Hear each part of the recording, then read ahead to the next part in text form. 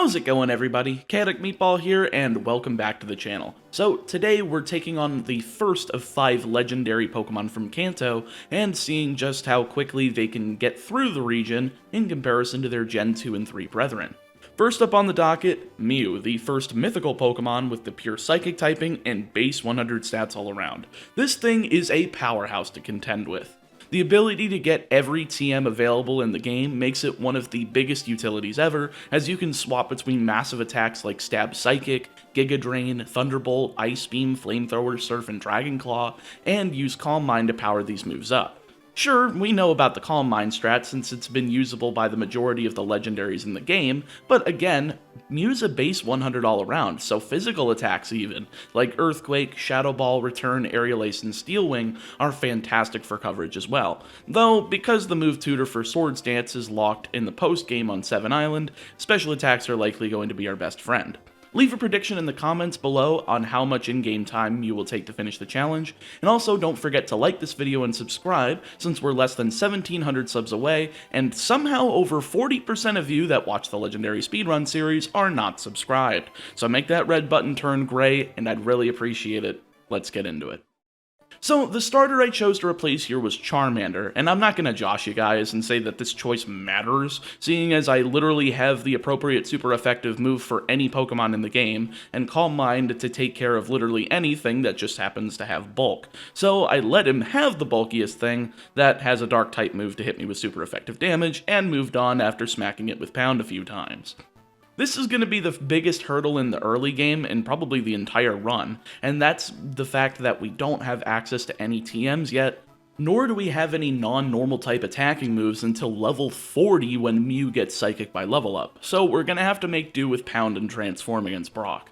At least the latter will give me higher defenses against Brock's normal and rock type moves, but the fact that all moves only have 5 power points after Mew uses Transform means I'm gonna have to use Pound over and over again to take out Geodude, then transform into Onix and let the residual damage from Bind KO him before I run out of HP myself.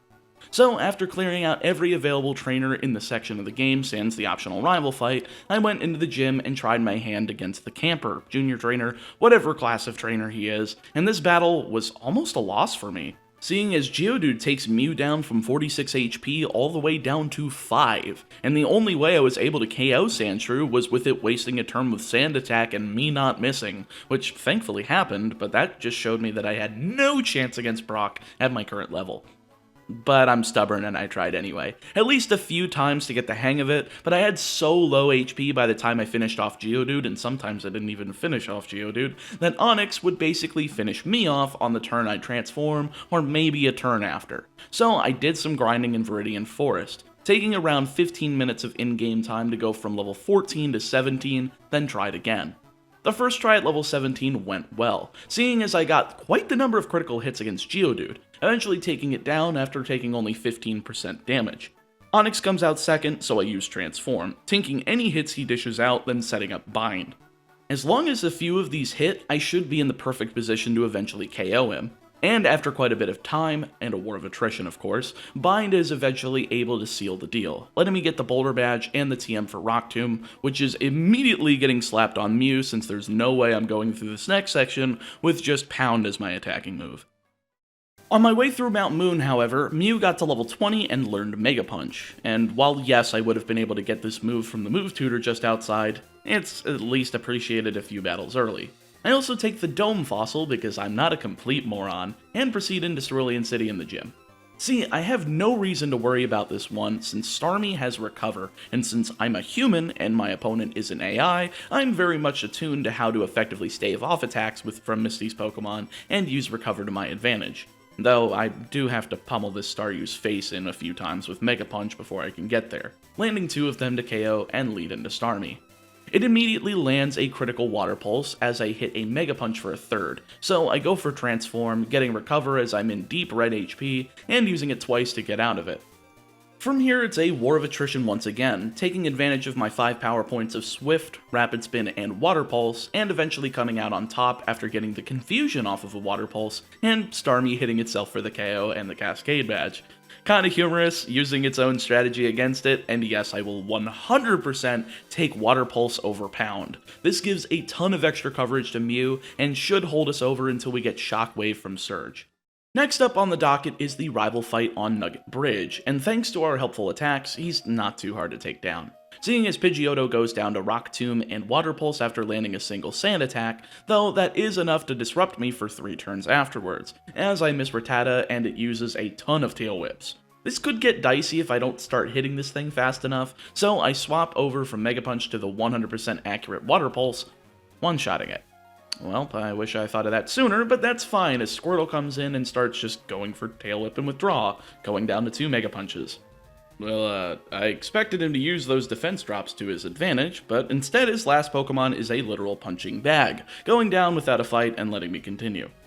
Sometimes I wonder how much more difficult these games would be if they were more interactive. Like, imagine if we had a 2-player Pokemon game where another person could control the enemy trainers on their own screen. Would have made for a really amazing Wii U title, come to think of it, but I digress. Routes 24 and 25 don't hold much excitement outside of the TM for Secret Power, but I neglect to teach it to Mew, instead just heading down to Route 6, grabbing my Citrus Berry and Rare Candy, and heading further south towards Vermilion City to get my HM Bird and Bike voucher, eventually landing on the SSN in time for another rival battle. This one's even easier than the first one, seeing as his Pidgeotto is now a one-shot with Rock Tomb instead of living, though it does land Quick Attack for minimal damage. Second out is Wartortle, and despite the lack of Sand Attack, Mega Punch still misses once before I can dish out 2 of them, with him firing off bite after bite to do quite a bit of damage to me before I'm able to land a 3rd attack in Rock Tomb, missing the first one but landing the second as he sends in Raticate as his 3rd Pokemon. I'm able to outspeed easily with Water Pulse, doing over half and taking very little damage from Hyper Fang, finishing it off with a 2nd and leaving just Kadabra.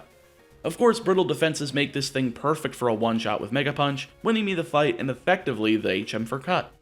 Surge time, and he's not too bad, even without teaching Mew the TM for Dig, since I'm saving all the money I can get my hands on for that Ice Beam TM over in Celadon City.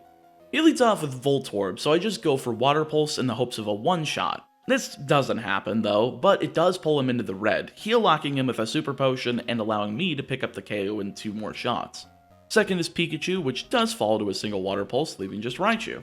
I figured I'd try for the confusion with Water Pulse here, which fails, but what doesn't is Thunder Wave. Sure, I'm paralyzed, but thanks to Mew's ability Synchronize, so is Raichu, effectively keeping me faster for the turn as it forces him into a full heal and letting me use 1 Mega Punch to finish him off, winning the badge in simple and clean fashion.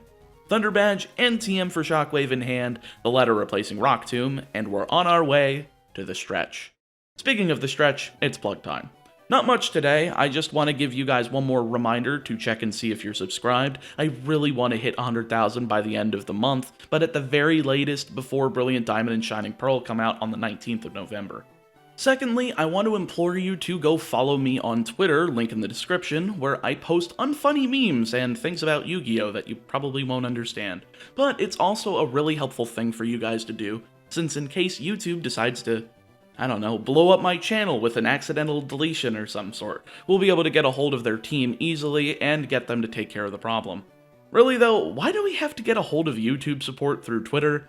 It really makes no sense. Anyway, last thing, I'm gonna be live as soon as this video goes live at twitch.tv/ChaoticMeatballTV, link on screen and in the description, streaming the shiny-only Professor Oak's challenge of Let's Go Pikachu and Eevee. I'm already at 9 shinies into the run, and last night I even managed to capture the fabled Piss Rat. If you know, you know. Also, yeah, we're about 70 followers away from 5,000 and super close to getting Twitch partnership, so I'd appreciate it if you guys ended up coming over and help keep the viewership high so that they're more inclined to offer me partner. Anyway, getting back into Celadon City, I do the chore of getting the coin case, but I'm still not able to grab the TM for Ice Beam just yet. So I just grabbed the T, headed over to Saffron City, and grabbed the TM for Psychic instead, since that's probably the best move we can get for this run, and that'll be plenty enough to take on Erika with. She leads off with Victory Bell, and as a poison type, Psychic's immediately able to rip through it with a critical, leading into Tangela. Despite its lack of poison typing though, its low level is enough to put it down with 1 Psychic, leaving just Vileplume suffering from the same problem as Victory Bell and going down in 1 shot. That was easy.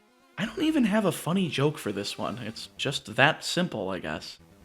Next up is the Rocket Hideout, and I'm hoping that the few items in here, like the PowerPoint Up, Calcium, and a few other things, are enough to push the amount of money needed for Ice Beam to the perfect amount, but we'll see.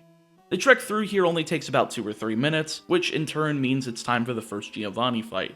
He starts out with Onyx, falling to Water Pulse, leading to Kangaskhan's second, and despite this thing being extremely bulky and having super effective bite, Psychic is still a massive 2-shot on this thing, going down and leaving just Rhyhorn to fall to the same fate as Onyx, giving me the Sylph Scope and, oh, hey, I remembered to have an escape rope this time on me. Perfect, now I can sell the appropriate items, including the TM for Giga Drain, which is a bit painful, but it's not really the most useful thing ever. I also need a few repels for the remainder of the dungeons in the game, so I just got enough for those, getting the HM for Fly before heading on over to the Pokemon Tower. Rival 4 time, and he's just as easy as ever, leading with Pidgeotto and falling immediately to Shockwave in one hit, though a light quick attack does connect. Second out is Wartortle, who doesn't go down to Shockwave, but wastes its only turn with Withdraw, falling next turn to a second and sending out Growlithe third. For some reason, the game did not register my up input, so I just KO'd it with 2 Shockwaves, with Execute coming up and down with a single Psychic despite resisting it.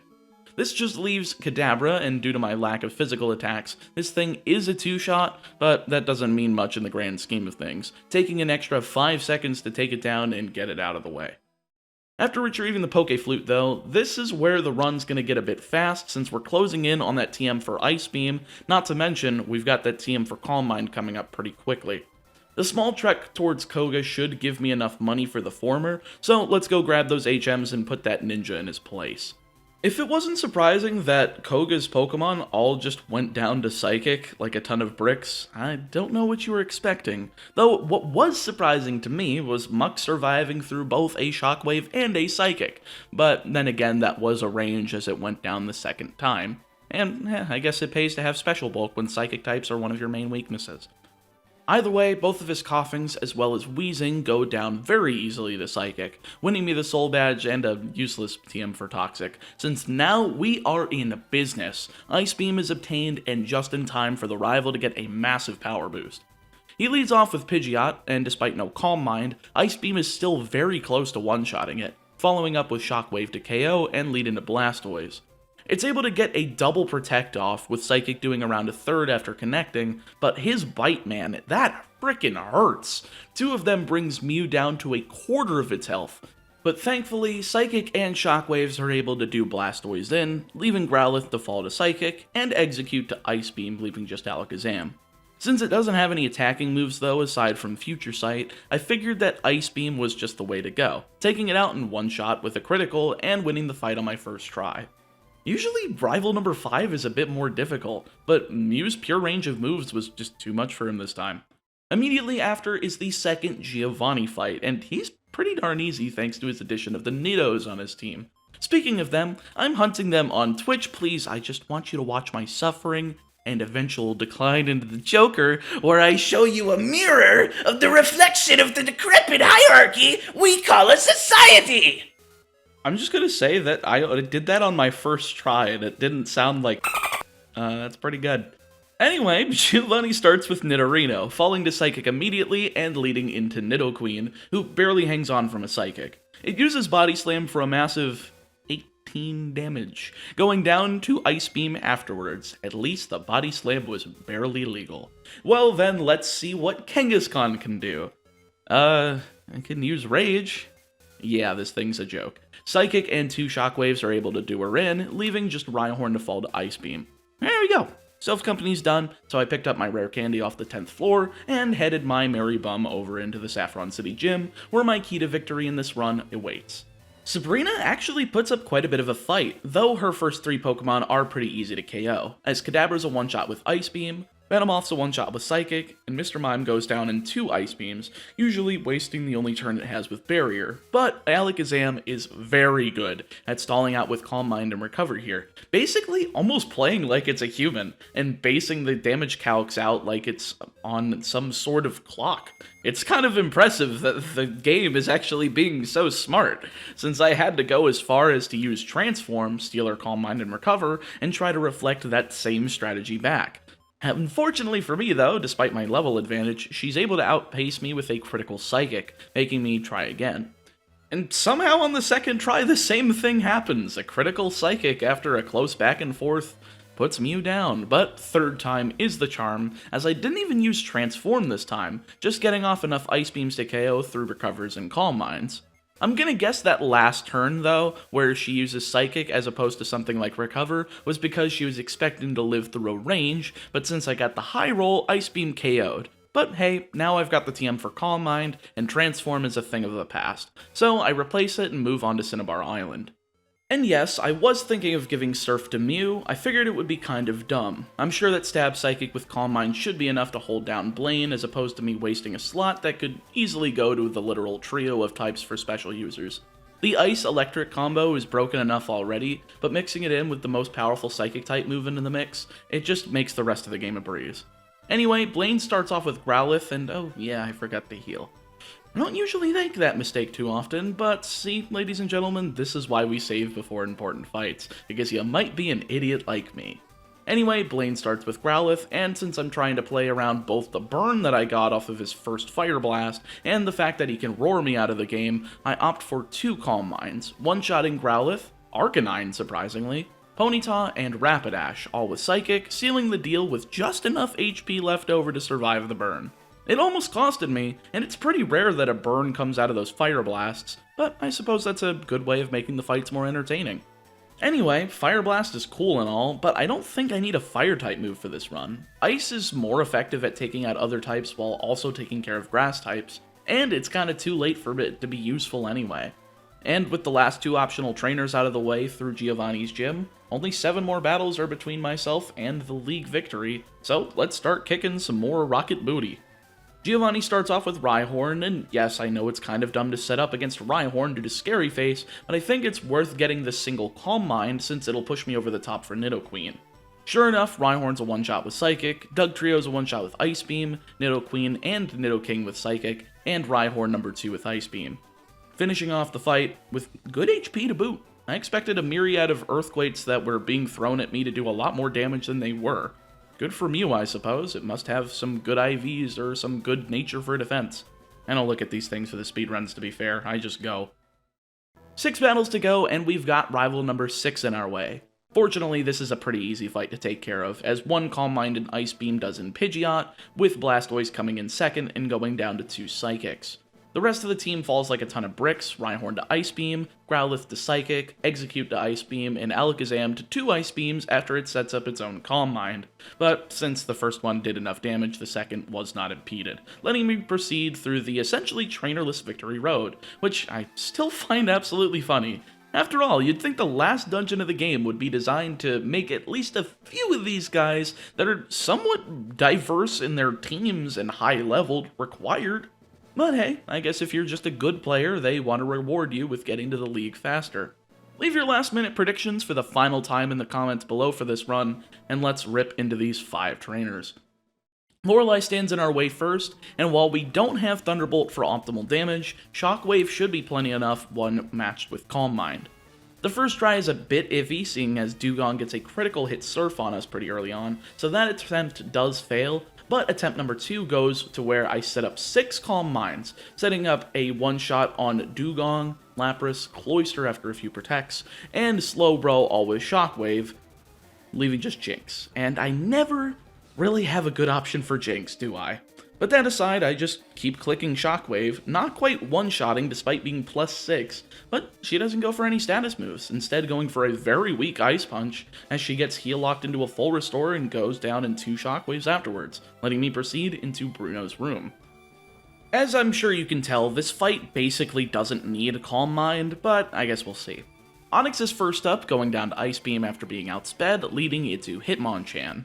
Well, it does survive a Psychic, but that's fine, as I can set up 1 Calm Mind as Bruno heals, right? Well, sure, but this stupid AI decides to go for a single Rock Tomb, land it, and get the speed drop so that Mew's speed is just low enough so that everything else on the team, sans Machamp, is able to outspeed.